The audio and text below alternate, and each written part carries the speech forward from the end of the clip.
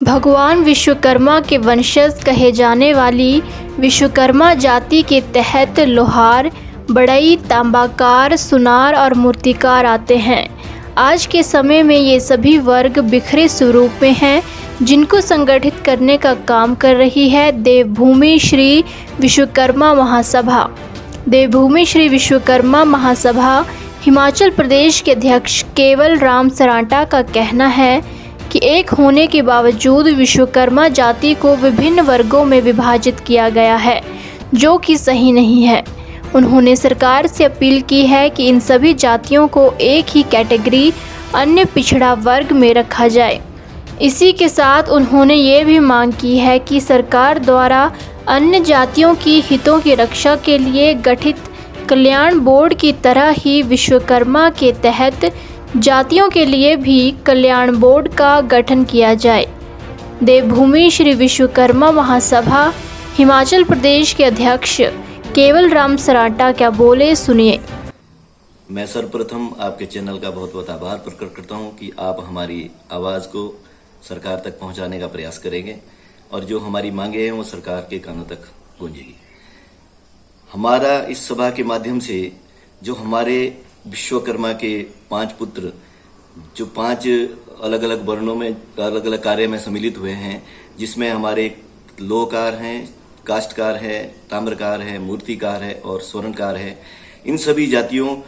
का हमारा जो बिखरा स्वरूप है, उसमें हमारी ये सभा उन सभी लोगों को संगठित करने का कार्य कर रही है। अभी पूरे हिमाचल प्रदेश में अभी 4 जिलों में, हिमाचल प्रदेश के 4 जिलों में हम कार्य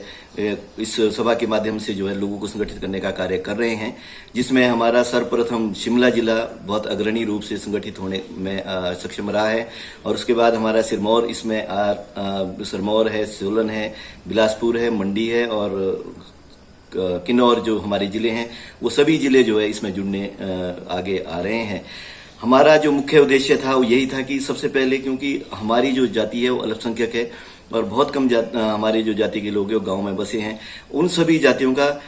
फिर एक बिखरा स्वरूप है जो सभी अपने अपने रूप से जो है कार्य करते हैं। हम सभी, हमारा जो इस सभा के माध्यम से कार्य है वो ये था कि हम सभी लोगों को संगठित करके और हमारी जो समस्याएं हैं आए दिन प्रतिदिन वो सरकार तक पहुंचाने का प्रयास करें, क्योंकि मशीनी युग है, आधुनिक होड़ में जो है आप हमारे जो यहाँ जो ये काश्तकार है, लोहकार है, उनका जो कार्य है वो धीरे धीरे पिछड़ता जा रहा है। समाज में जो हमारी एक पहचान थी, हमारे एक मान सम्मान था, वो धीरे धीरे खोता जा रहा है। तो और हमारे जो युवा पीढ़ी के लोग हैं वो अपने पुश्तैनी कार्य से पीछे हट रहे हैं और आज की आधुनिकता की होड़ में वो जो उनमें कार्य कौशलता होनी चाहिए थी वो नहीं है। तो ऐसी ही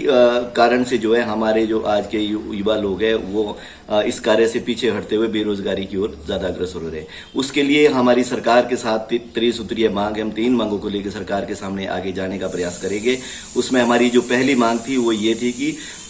सरकार द्वारा हमारी जातियों को ही 3 वर्गों में वर्गीकृत किया है, जिसमें हमारी कुछ जातियां अनुसूचित जाति में है, कुछ हमारी ओबीसी में है और कुछ जनरल में हमारे को डाला गया है। जबकि हमारा आपस में रोटी बेटी का संबंध है, हमारा आपस में किसी तरह का कोई भेदभाव नहीं है, हम आपस में हमारे नाते रिश्तेदारी हैं और उसके बावजूद भी ये बड़ी विडंबना है कि सरकार हमें विभाजित करने का प्रयास कर रही है। तो हमारा सबसे पहला काम था कि हम अपने जो समाज के सभी वर्गों को जो अलग अलग वर्गों में वर्गीकृत है उनको एक ही वर्ग में ओबीसी में लाने का प्रयास कर रहे हैं। सरकार से हमारी ये पहली मांग थी कि सरकार हमने इसके बाद अन्य राज्य का भी स्टडी की है, जिसमें हमारे जो दिल्ली है, हरियाणा है, पंजाब है, उत्तराखंड है, उत्तर प्रदेश है, बिहार है, ऐसे कुछ राज्य के हमने डाटे भी एकत्र किए हैं, जिसमें राष्ट्रीय ओबीसी कमीशन के जो डाटे हैं वो हमने कलेक्ट किए थे। उसमें ये सभी जातियां जो हमारे हिमाचल प्रदेश में, सभी जातियां ओबीसी में पहले से ही सम्मिलित हैं, पर हिमाचल ही एक ऐसा राज्य है जिसमें इन्होंने हमारे को यहाँ पे 3 भागों में विभाजित किया है। तो हमारी सरकार से पहली मांग है कि हमारे सभी जितने भी हमारे विश्वकर्मा वंशज है उनको एक वर्ग में ओबीसी में ही सम्मिलित करें। और उसके बाद हमारा सेकंड जो मांग थी वो ये थी कि हम भी अपनी जो बात है वो सरकार तक आसानी से पहुंचा सके, सरकार के पेट्रोल पे बैठ के हम अपनी बात को अपनी समस्याओं को सरकार तक आसानी से पहुंचाने में कामयाब हो। उसके लिए हमारी दूसरी मांग थी कि हमारा राज्य स्तरीय विश्वकर्मा समाज कल्याण बोर्ड बने और जिसमें हमारे सभी जो भाई बंधु है, जो अलग अलग क्षेत्रों से लोग हैं, उनकी आवाज़ सरकार तक पहुंचाने में हम आसानी से हमें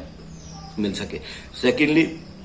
इसमें बड़ी बात ये थी कि सरकार द्वारा हाल ही में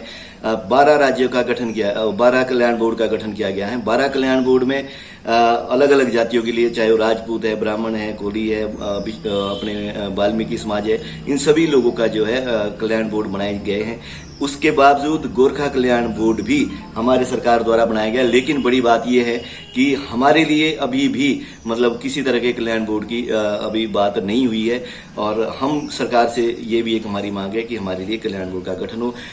तीसरी जो हमारी बड़ी मांग वो यही थी कि हम युवाओं को आधुनिक जो आज की तकनीक है उसमें उनको प्रशिक्षित करें, और प्रशिक्षण के बाद वो अपना जो कार्य है वो एक ही छत के नीचे उनको ट्रेनिंग भी दी जाए और वहीं वो कार्य भी करे, और उसके बाद उनका मार्केटिंग व्यवस्था भी हो। तो आज की आधुनिकता की होड़ में वो अपने आप को तकनीकी रूप से परिपक्व हो और उसमें कार्यकुशलता उनमें आए, तो उसके बाद वो जो है हमें आगे मतलब जो उनका प्रोडक्ट है उनको मार्केटिंग करने में आसानी हो। हिमाचल से जुड़ी हर बड़ी अपडेट के लिए बने रहिए EWN24 news, choice of Himachal के साथ।